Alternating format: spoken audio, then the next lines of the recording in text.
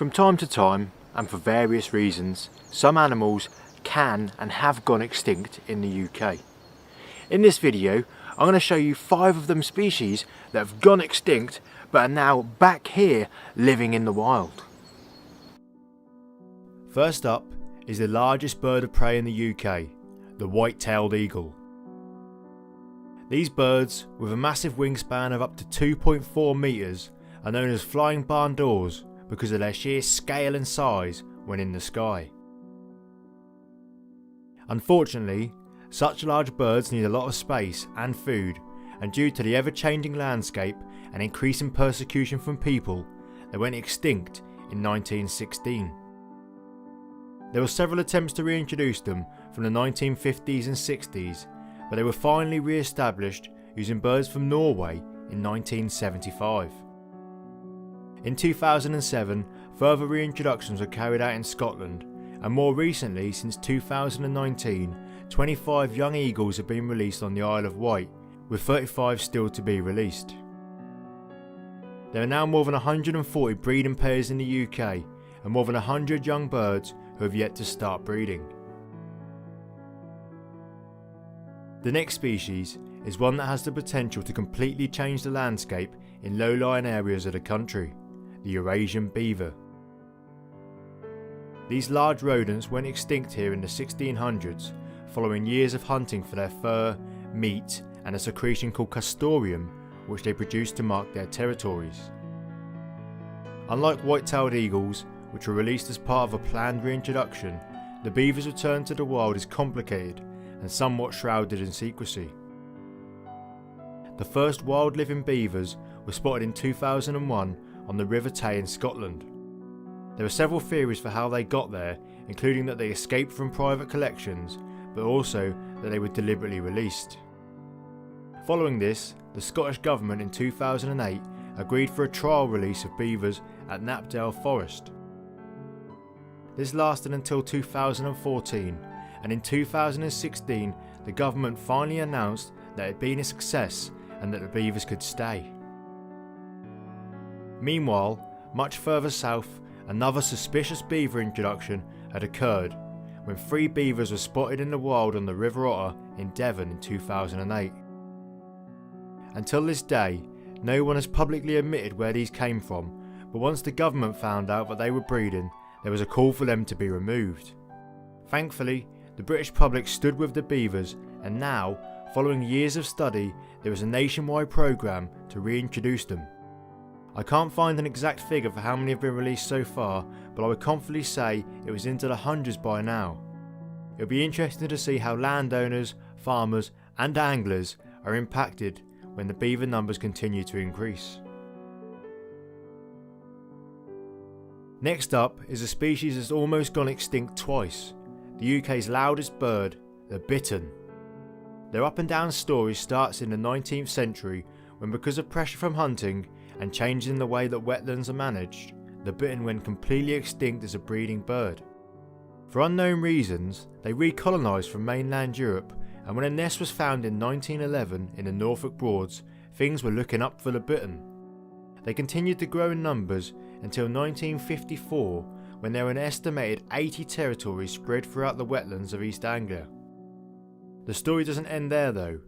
Over the next 40 years, bittern numbers plummeted once again, and in 1997 there are only 11 adult males remaining here. In response to their decline, partnerships formed across the country with organisations such as the RSPB, the Wildlife Trust and large landowners, raising the water levels in wetland areas to better suit the way that bitterns nest and feed. This has been a resounding success, with more than 200 males recorded calling in 2020. The next animal is in a bit of a grey area as if it should be included on this list or not. Wild boar went extinct in the UK due to hunting in the 13th century, and officially they are no longer recognised as a native species. How native and non-native is defined in this country is a bit confusing, given that barn owls are officially listed as both native and non-native. In my mind, a species that was naturally here and only went extinct because of people should be considered native. Anyway, Getting back to the boar of the moment. Because wild boar meat is highly valued, they were kept by farmers, and either because of deliberate releases or accidental escapes, they have found their way back into the wild once more. There are currently an estimated 4,000 at large in various locations around the country, notably the Forest of Dean, which is home to more than 1,000 of them. Wild boars are great ecosystem engineers, creating habitat with their rooting up of soil, and they are thought to have a massive positive impact on biodiversity. However, these are large, powerful and sometimes aggressive animals, and they regularly come into conflict with people over the damage that they can do to gardens and crops. With the huge swing of opinion towards the value of rewilding in this country, it is possible that eventually they'll be redeemed as a native species, but I don't think that's going to happen anytime soon.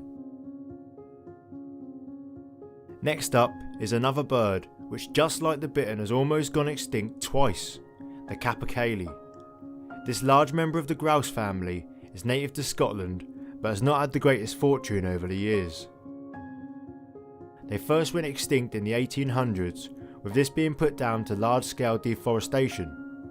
However, they were subsequently reintroduced in 1837 using birds from Sweden, and although what exactly was done to help them isn't really clear, these birds flourished, and by the 1970s there was an estimated 20,000 of them.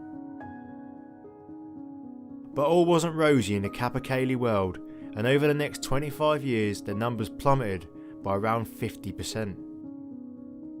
Sadly, this decline has continued, and although there are multiple suggestions for why they are still declining, nothing has worked so far in order to protect them.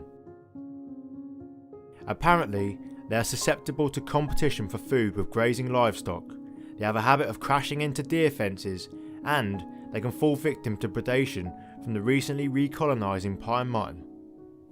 There are currently around 150 male capercaillies left in the wild, and conservationists once again fear that in the next 20 years they will go completely extinct.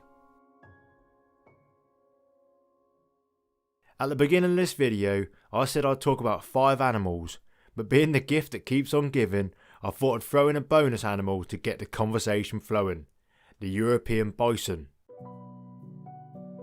It's unlikely that this species ever actually lived in the UK, but their now globally extinct relative, the woodland bison, did. They went extinct around 12,000 years ago, and you won't be surprised to hear that people weren't too good at keeping records back then, so it's not exactly clear why.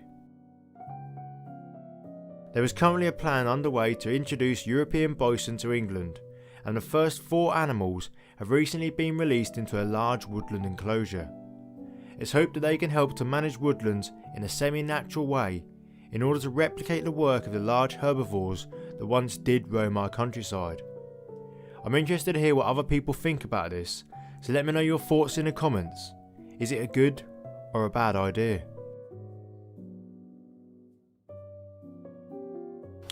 So there we go.